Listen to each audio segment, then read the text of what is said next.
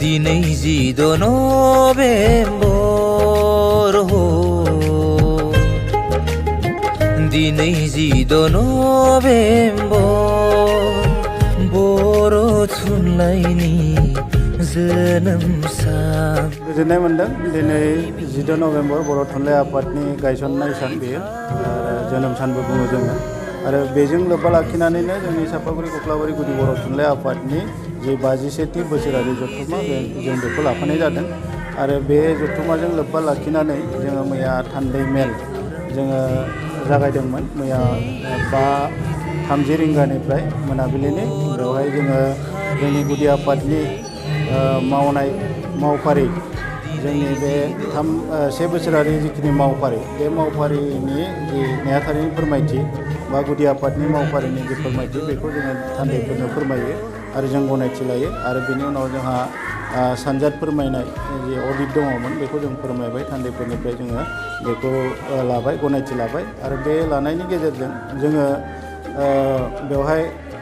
जों माखासे रायजोफोरनि गेजेराव जोंनि मावनो हानाय मावनो हायैफोरखौ फोरमायबाय आरो बे सावगारिया बेरखांबाय बेखौ गनायबाय रायजोफ्रा आरो दिनै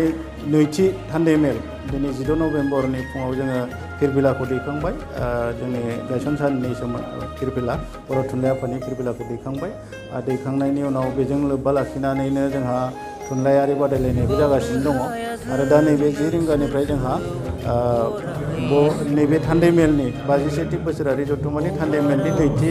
थान्दै मेला जागायबाय आरो दिनै जों बेवहाय मोननैसो जोङो गुदि आफादनि जानानै थुनलाइयारि समाजारि मोननैसो जोङो बिजोंखौ लानानै मोननैसो थांखि लागोन आरो बे थांखिखौ जोङो जिल्ला कमिटियाव दैथायहरगोन जिहेतु बर' थुनलाइ आफादा बेखौ उनावहाय जथुमनायनि गेजेरजों बे थांखिफोरनि सायाव सावरायनो हायो आरो बेनिफ्राय जोंहा दिनै जोंनि मावसम बे मावसमा जोबनानै फैबाय आरो बेवहाय दिनै जोङो गोजाम आफादखौ सिफायनानै जों गोदान आफाद दानाय जागोन बे गोदान मावफुं आफाद दानाय जागोन आरो जोंनि चापागुरि कक्लाबारि गुदि बर' थुनलाइ आफादा मोनसे गुवार बियाब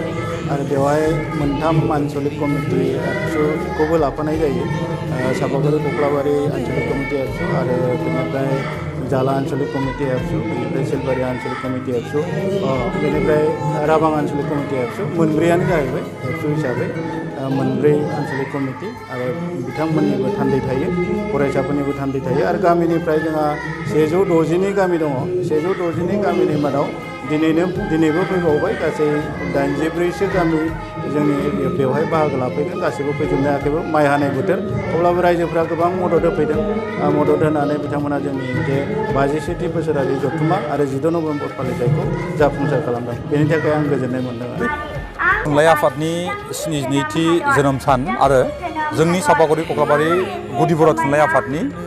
खुंगा 51थि बोसोरसालिया जथुम्मा बे हाबाफारिफोरखौ लानानै नैबे लोक्षि बाजाराव जानाय जिखिनि जथुम्मा बे जथुम्मायाव गुबुन गुबुन हाबाफारिफोरजों लोगोसे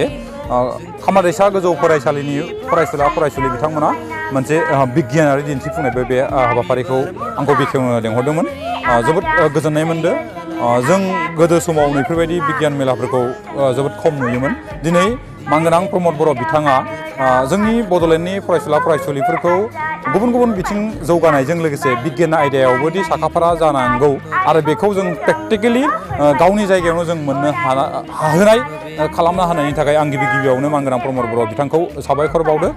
बिथांनि जिखिनि नाजानाय आरो बिथांनि जिखिनि थांखि नोजोर आरो जोंनि हारिखौ मोनसे गेरेमसा महर होनो नाजानाय आरो गेरेमसा महर होनो थांनाय लोगो लोगो जों मोनफ्रोमबो बिथिङाव जिहेतु साखाफारा जानानै आवगायलांनांगोन बेखौ नोजोर बोनानै मानगोनां प्रमद बर' बिथाङा जिखिनि नाजानाय बे नाजानाया थारैनो बाख्नायथाव जादों होननानै आं सानो आरो बेखौ आं निजिनो गावनि आखाइजोंनो बेखेवनो मोननानै आं फरायसुला फरायसुलिफोरजों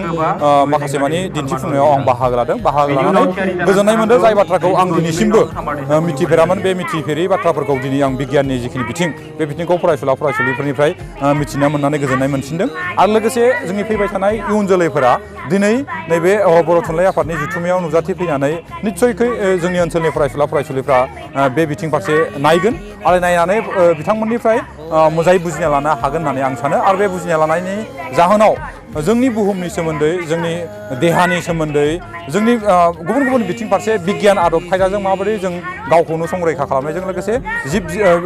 बिजानुफोरखौ जों बोरै मोनथिनो हायो बा बोरै नायनो हायो बेखौ आबुङै एसेबाबो मिथिगोन होननानै आं सानो आरो बेफोरबायदि हाबाफारिया थारैनो मोनसे बाख्नायथाव जादों होननानै आं फिन खेबसेबाव बुंदों। थारैनो जों मिथिगौ मोनसे जुदि बर' थुनलाइ जिहेथु सान बे बर' थुनलाइ हिसाबै जों जोंनि बिजोंखौ लाखिथारनांगोन होननानै आंबो बुंनो नागिरो आरो गासै रायजो राजा बिथांमोनखौ आं खावलायनो लुबैदों जाहाथे जों हारि हिसाबै थांना थानोबा जोंनो बिजों नांगोन आरो बिजों हिसाबै थांना थायोबाथायसो जोंनि हारिया थांना थागोन। ओंखायनो नेवसिया जासे जों बयबो गाव गावनि बिजोंखौ अनसायना लायोबाथाय मोजां जायो होननानै आं सानो। नाथाय बेबो नैबे मोनसेबो रोखा जे जोंनि गथ' गथायफोरखौ सायख'नो थाखाय बिजों सायख'नो थाखाय जोंखौ मोनसे माने लिगेल भाबै जोंखौ उदांस्रि होदो उदां होदो जायनि जाउनाव जों फर्स खालामनानै सोरखौबा बायदिसिना बुंनानै जों बिजोंखौ सायख'होनो हाया। अब्लाबो आं खावलायनो लुबैदों जाहाथे जोंनि बिजोंखौ जोंनि हारिखौ रैखा खालामनो थाखाय जों बर' रावखौ सायख'ना लानाया प्रयजन दं होननानै आं सानो आरो मानगोनां प्रमद बर' बिथांनि बिथोन मथे मोनफ्रोमबो साब डिभिजन मोनफ्रोमबो जिल्लायाव मोनसे इउनिट हिसाबै सायख'नानै होनाय जादों आरो गासै बिटिआरआव मोन 22था मबाइल जि लेबरेटरि बे लेबरेटरिखौ होनाय जादों आरो बे मोन 20था मबाइल लेबरेटरिया गंफ्रोमबो स्कुलाव थांनायनि बिथांमोना साखाफारा जादों। आंनि समस्तियाव दिनैनो फार्स्ट नङा सिगांफोरावबो आंनि समस्तियाव दाखालिबावै बरमाज्रा साम' हाथाइनि बरमाज्रा हाइ स्कुलाव बिथांमोना खालामखांबाय दिनै नैबे खामारदैसा हाइ स्कुलाव खालामदों। बिदिनो समस्ति वाइसआव बा मोनफ्रोमबो फरायसालिफोराव बिथांमोना हाबनो थाखाय लाहार फाहार खालामदों। नाथाय 22थाल' मबाइल भान थानायनि जाहोनाव बिथांमोना खम समनि गेजेराव बेखौ मावफुंनो हायाखै। आं आसा खालामो बिथांमोननि जिखिनि नाजानाय आरो मानगोनां प्रमद बर'नि नाजानाय आरो आगास्थिया जि इन्टारनेशनेल फाउन्डेसननि जिखिनि नाजानाय बे नाजानाया जोंनि बिटिआरखौ जोंनि बड'लेण्डखौ एसेबाबो सोलायनाय लाबोगोन होननानै आं आसा खालामो।